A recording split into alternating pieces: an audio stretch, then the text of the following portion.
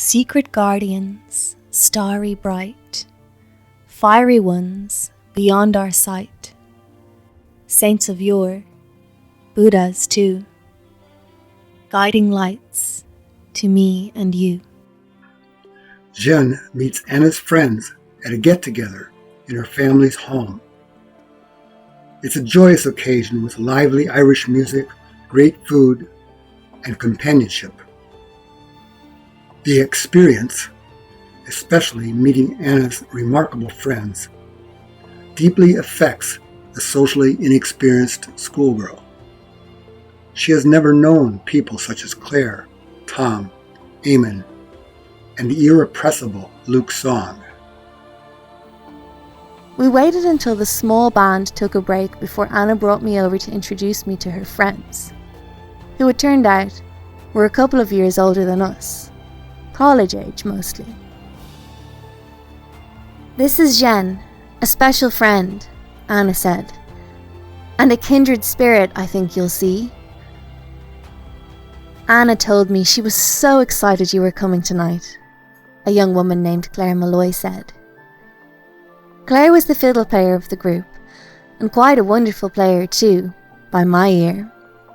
With her black curls riding every which way, and her dark eyes, I could well imagine her as part of a gypsy troupe in a bygone time. I was also introduced to Eamon Doherty and Tom Adams, roommates at their university. Last to be introduced was the intriguing Luke Song, the one who had seemed familiar to me in an impossible way. Luke was also the fine bouzouki player of the group. He had watched me quietly as I was introduced to everyone, and when he gave me a friendly smile, a small thrill spread through me, which unnerved me, I must say. These young people are unusual. Though fun-loving and friendly, they are serious students. They also consider themselves spiritual warriors, though they are humble about this part of their lives. This is quite extraordinary to Jian.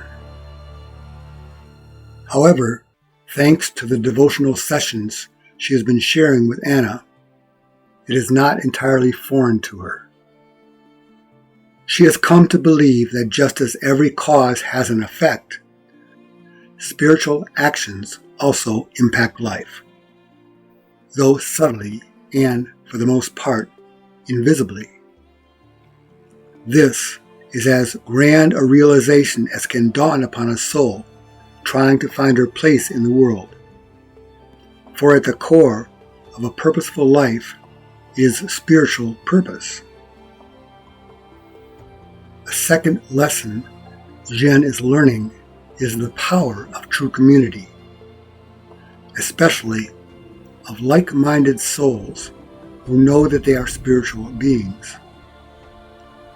But how does a person arrive at such an awareness, especially in the face of religious dogma, not to mention cultural pressures to the contrary? This occurs in different ways. One way is that a soul's innocence, her inner sense or inner soul memory of pure truth, aligns with an outer experience.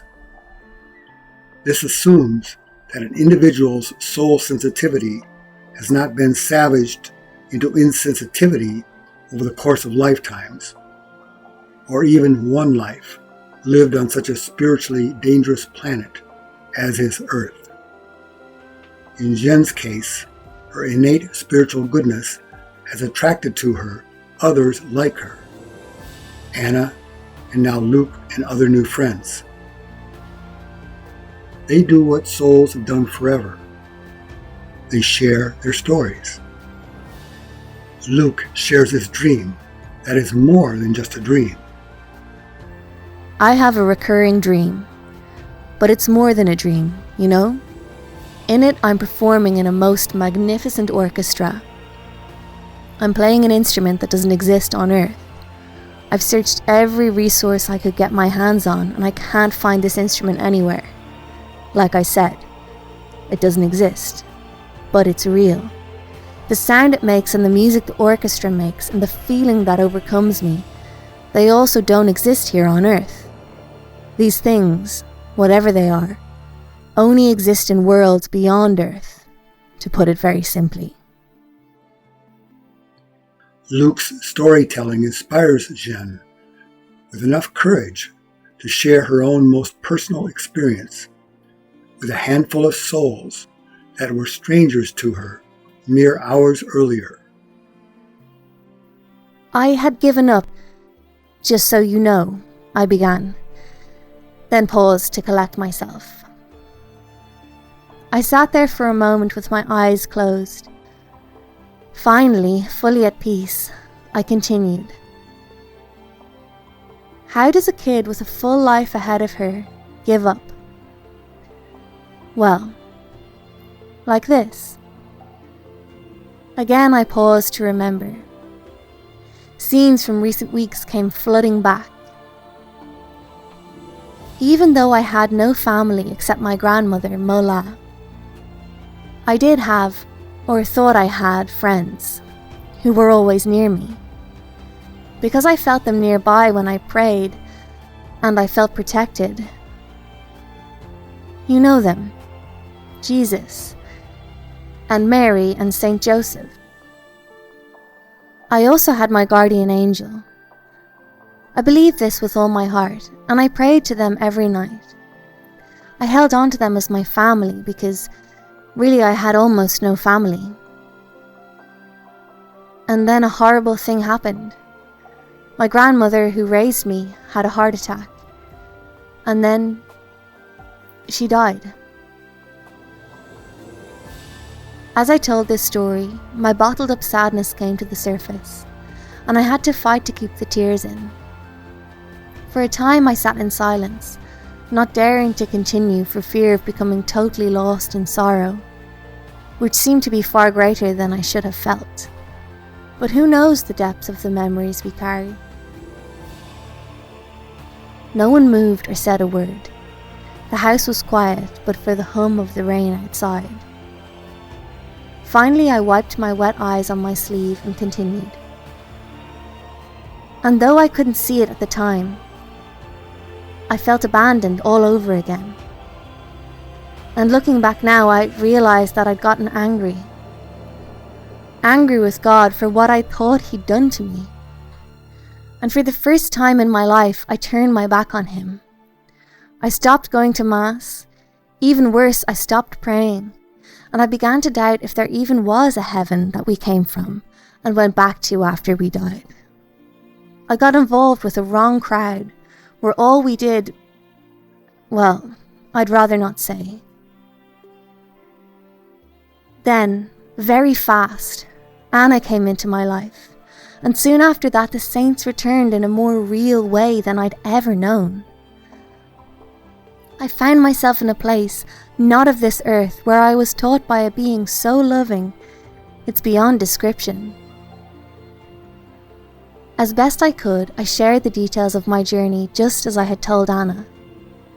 I should have been aghast at even thinking about sharing such a precious experience, as if I might be profaning something sacred or sharing something way too personal. But strange to say, I just wasn't. Everyone listened respectfully throughout the story. No one asked questions. It was as if the room had become a little chapel where reverence ruled. I was thankful for that. All I can say is the experience has stayed with me. As if there's something in here, I said, lightly touching my heart, that I can feel buoying me up. I think it's hope. Real hope. Now I go to church just to sit surrounded by all the stained glass images of Jesus and the saints. Because now I know more than I ever did. That they are real people, just like you and me. And they love us, more than we can understand. And they'll guide us if we ask.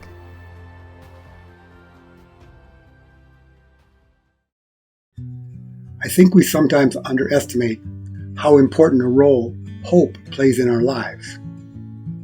Hope is a virtue that fuels us, attracting from within us and beyond the impetus we need to keep striving, despite how difficult life can get. Hope also can inspire us to find our spiritual place in life, including those all-important kindred souls, our very own community of light, who help us and we them in so many ways. So until next time, may you walk full of hope in the light.